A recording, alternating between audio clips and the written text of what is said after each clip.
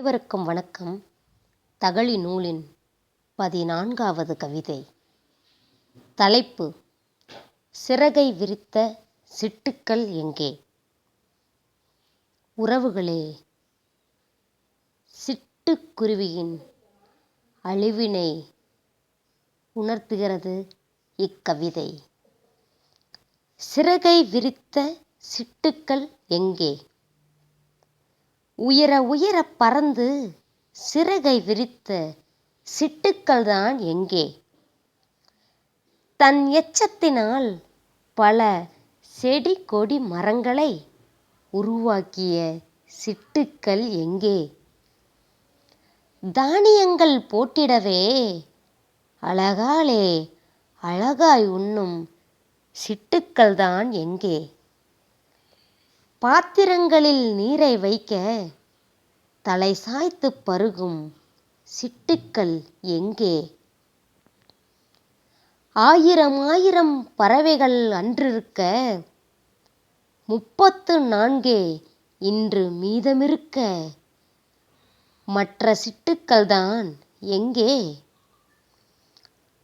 வெளிப்புறத்திலே கூட்டைத்தான் தனக்கென கட்டாமல் மனிதருடன் கூட்டாகத்தான் வாழ்ந்திடவே துவாரங்களிலும் ஓடுகளின் இடுக்குகளிலும் கூடு கட்டி வாழ்ந்த சிட்டுக்கள் எங்கே? நாகரிக வாழ்க்கையிலே நாமும் தான் மூழ்க அழகழகான சிட்டுக்கள்தான் எங்கே? குட்டி குட்டி சிட்டைத்தான் சீக்கிரமாய் மறந்தோமே. செல்லிடப் பேசி கோபுரங்கள் வந்த பின்னே சின்னஞ்சிறு சிட்டுக்கள்தான் எங்கே? நமது கூரை வீடு அடுக்கு மாடியாய் மாறிடவே துயரத்தில் நம்மை விட்டு தொலைதூரம் போனதுவோ சிட்டுக்களும்.